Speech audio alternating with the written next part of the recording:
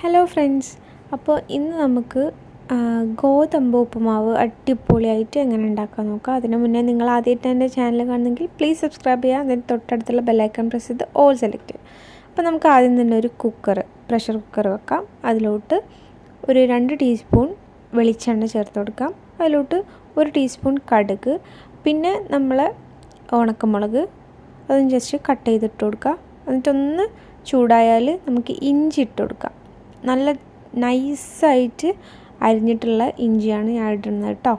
അതൊന്ന് ചൂടായാൽ പച്ചമുളക് ഇട്ട് കൊടുക്കുക. എരിവിന് ആവശ്യത്തിനുള്ള പച്ചമുളക് ഇടണം കേട്ടോ. അപ്പം ഇനി ഞാനിവിടെ ഒരു ഉള്ളിയാണ് എടുക്കുന്നത് കേട്ടോ, ഒരു സവാള അരിഞ്ഞതാണ്. എന്നിട്ട് അതിലോട്ട് കറിവേപ്പില ഇട്ട് കൊടുക്കാം. എന്നിട്ടൊന്ന് വഴറ്റാം.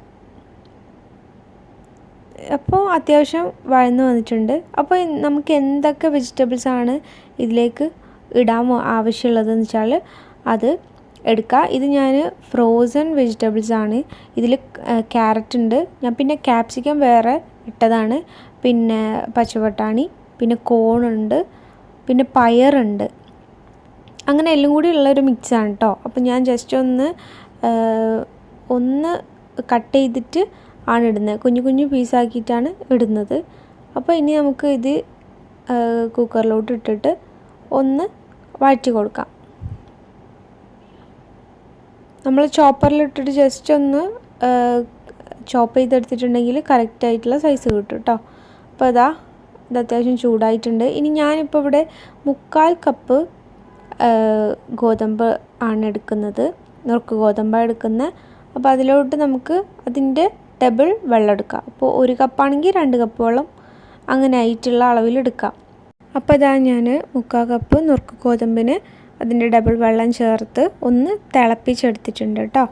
തിളച്ചതിന് ശേഷം നമ്മളത് നുറുക്ക് ഗോതമ്പ് നന്നായിട്ടൊന്ന് കഴുകിയിട്ട് അതിലോട്ട് ഇട്ട് കൊടുക്കാം.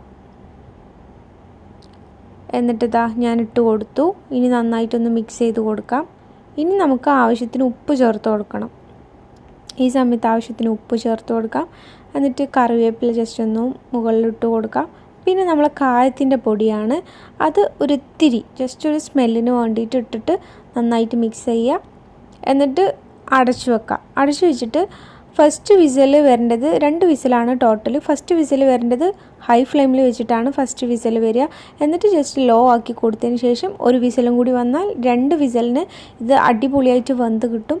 പിന്നെ ജസ്റ്റ് ഒന്ന് ചൂട് നല്ല പതയ്ക്കുന്ന ചൂട് മാറിയാൽ നമ്മളെ ഗോതമ്പ് ഉപ്മാവ് റെഡി ആയിട്ടുണ്ടാവും. നിങ്ങൾക്ക് ഇഷ്ടമുള്ള വെജിറ്റബിൾസ് ഇടാം, ഏതാണ് നിങ്ങളെ കയ്യിലുള്ളത് അതിടാം.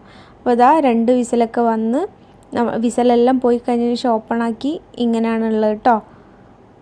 അപ്പോൾ ജസ്റ്റ് ഇതിൻ്റെ ഈ പതയ്ക്കുന്നൊന്ന് ചൂട് പോയി കഴിഞ്ഞാൽ ഇത് കറക്റ്റായിട്ട് നല്ല വേറിട്ട് നിൽക്കും. അപ്പോൾ എല്ലാവരും ട്രൈ ചെയ്ത് നോക്കുക. ഇഷ്ടമായാൽ ലൈക്ക് ചെയ്യാനും ഷെയർ ചെയ്യാനും സബ്സ്ക്രൈബ് ചെയ്യാനും മറക്കരുത്. അപ്പോൾ അടുത്തൊരു വീഡിയോയിൽ കാണുന്നവരെ ബൈ.